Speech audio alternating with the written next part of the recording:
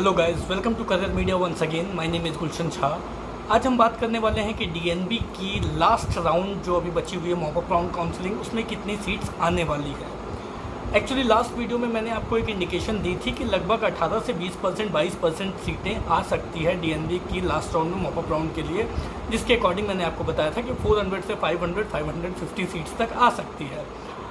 अगर हमें किसी तरीके से ये पता लगे कि कितनी सीट्स अलॉट हुई है और उन अलॉटेड सीट्स में कितने स्टूडेंट्स ने अलॉटेड सीट को फ्रीज किया है, तो इससे हम ये पता लगा सकते हैं कि कितनी एक्सपेक्टेड सीट आ सकती है।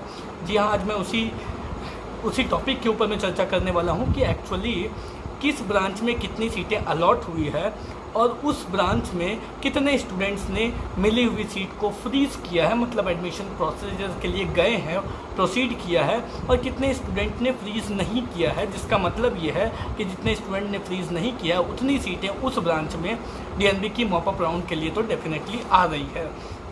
तो इसी विषय पे आज हम बात करेंगे, इसी सब्जेक्ट पे आज हम बात करेंगे कि कौन कौन से ब्रांचेस में कितनी कितनी expected seats mop up round counselling, DNB की मॉप अप राउंड काउंसलिंग के लिए आने वाली है, और इन टोटल भी देखेंगे कि इन टोटल कितनी सीटें अभी तक जो अनुमान लगी है वो इन टोटल इस डेटा के अकॉर्डिंग इन टोटल अभी तक फ़िलहाल तक कितनी सीटें आ सकती है, और इसके अलावा जो और कुछ फैक्टर्स क्या क्या हैं जिन फैक्टर्स के बेसिस पे और ये सीटें बढ़ती हुई आपको आगे भी नज़र आ सकती है। तो चलिए सबसे पहले ये देखते हैं कि कितनी सीटें डीएनबी की मॉप अप राउंड काउंसलिंग में आ सकती है।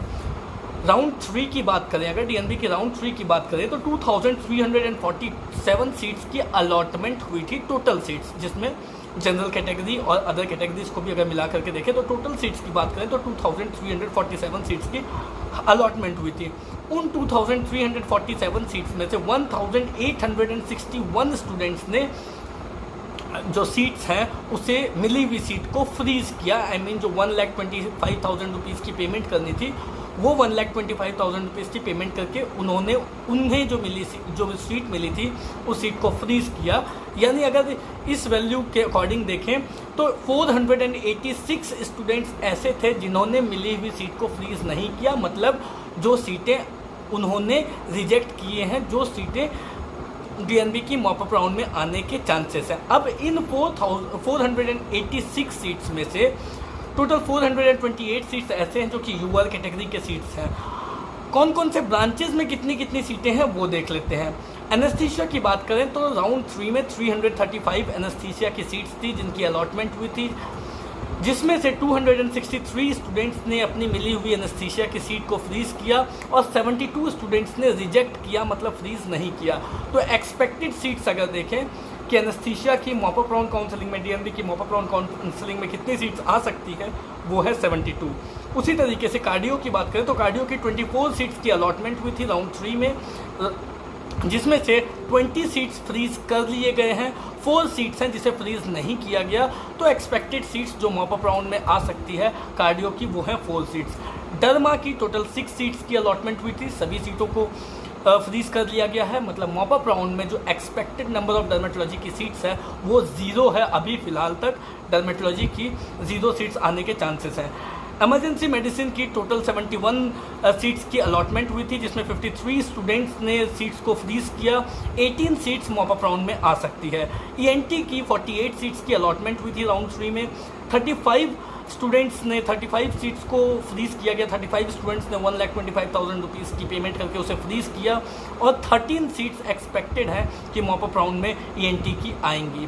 फैमिली मेडिसिन की 66 सीट्स अलॉट की गई थी, जिसमें 42 स्टूडेंट्स ने फ्रीज किया। 24 सीट्स एक्सपेक्टेड सीट्स हैं जो फैमिली मेडिसिन की मॉप अप राउंड काउंसलिंग में आ सकती हैं।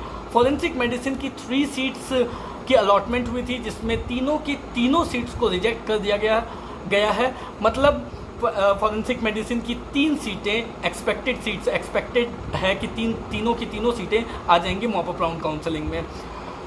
जनरल मेडिसिन की बात करें तो टोटल 406 सीट्स की अलॉटमेंट हुई थी, जिसमें 350 स्टूडेंट्स ने सीट्स को मिली हुई सीट को फ्रीज किया।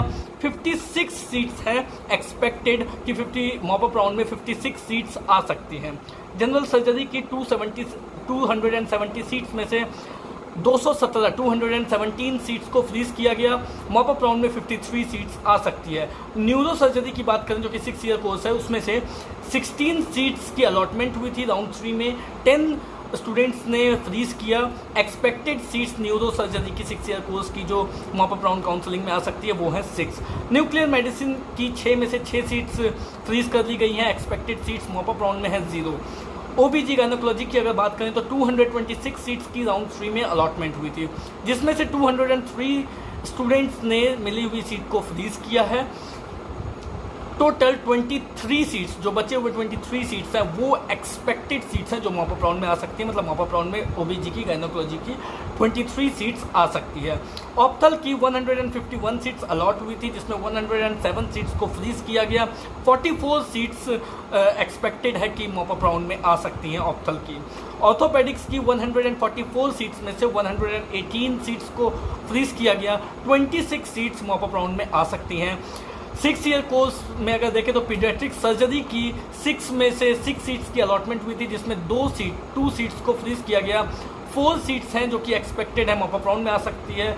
पीडियाट्रिक्स की बात करें तो 270 सीट्स थी, 270 सीट्स की अलॉटमेंट की गई थी, जिसमें 212 सीट्स को फ्रीज किया गया। 212 स्टूडेंट्स ने अपनी मिली हुई सीट को फ्रीज किया है राउंड 3 में मिली हुई सीट को। एक्सपेक्टेड सीट्स जो है वो है 58 seats mop up round counselling में पीडियाट्रिक्स की आ सकती हैं। पैथोलॉजी की बात करें तो 45 सीट्स अलॉट की गई थी, जिसमें 26 सीट्स को फ्रीज किया गया। 19 सीट्स एक्सपेक्टेड हैं कि उनमें से मॉप अप राउंड में पैथोलॉजी की आ सकती है। एक और 6 ईयर कोर्स प्लास्टिक सर्जरी की बात करें तो 6 सीट्स की अलॉटमेंट हुई थी, 5 सीट्स को फ्रीज किया गया। एक्सपेक्टेड है मॉप अप राउंड में 1 सीट प्लास्टिक सर्जरी की आ सकती है। साइकेट्री की बात करें तो टोटल 16 सीट्स की अलॉटमेंट की गई थी, जिसमें 8 सीट्स को फ्रीज किया गया। 8 स्टूडेंट्स ने अपनी मिली हुई सीट्स को फ्रीज किया। Remaining 8 seats mop up round counselling में आ सकती हैं साइकेट्री की।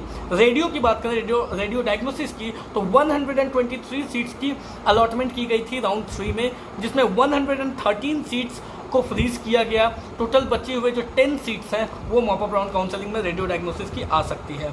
रेडियोथेरेपी की बात करें तो 42 सीट्स की अलॉटमेंट की गई थी, जिसमें 30 सीट्स को फ्रीज किया गया। एक्सपेक्टेड है कि 12 सीट्स मॉप अप राउंड में रेडियोथेरेपी की आ सकती है। रेस्पिरेटरी डिजीज की बात करें तो टोटल राउंड 3 में 32 सीट्स की अलॉटमेंट की गई थी, जिसमें 27 सीट्स को फ्रीज किया गया। एक्सपेक्टेड है कि 5 seats mop up round counselling में आ सकती है। तो ये कंप्लीट डाटा है। इसके अलावा भी कुछ ब्रांचेस है जिसका नाम मैंने इसमें नहीं लिया है, और 2-4 ब्रांचेस बचे हुए जैसे बायोकेमिस्ट्री, उनकी सभी 5 सीटों में 5 सीट रिजेक्ट कर दी गई है। 5 सीटें जो है वो आने के चांसेस हैं मॉप अप राउंड काउंसलिंग में। तो जो मेन ब्रांचेस हैं उन सभी ब्रांचेस के बारे में आई थिंक मैंने आप लोगों को बता दिया है डेटा क्या है। जो एक्सपेक्टेड सीट मैट्रिक्स है मॉप अप राउंड काउंसलिंग की वो आप लोगों को पता लग गई होगी। अब इन सीटों पर final cut off mop up round की जो एक्सपेक्टेड कट ऑफ है वो कितनी जा सकती है, इसके लिए आपको मेरी लास्ट वीडियो देखनी पड़ेगी जो मैंने लास्ट डीएनबी की वीडियो बनाई है। उसमें मैंने फाइनल एक्सपेक्टेड कट ऑफ भी बताया हुआ है कि कितनी cut off expected cut off जा सकती है। आप उस कट ऑफ से एक अनुमान लगा सकते हो कि कितनी कट ऑफ जा सकती है। इससे पहले भी मैंने आपको बताया था कि लगभग 400 से 500, 500 से 550 सीट्स तक आ सकती है, जिसमें 486 सीट्स ऑलरेडी अभी तक इस डेटा के अकॉर्डिंग हमें लग रहा है कि आ चुकी है या फिर श्योरिटी है कि इतनी तो आएंगी ही। अब इसके अलावा जो फैक्टर बचती है वो बचती है बिहार की काउंसलिंग। बिहार की second round counselling already start हो चुकी है। 18th को सेकेंड राउंड काउंसलिंग की रिजल्ट आनी है। मोस्ट प्रोबेबली 19th 20th तक पता लग जाएगा कि उसमें कितने स्टूडेंट्स को मिलती है सीट।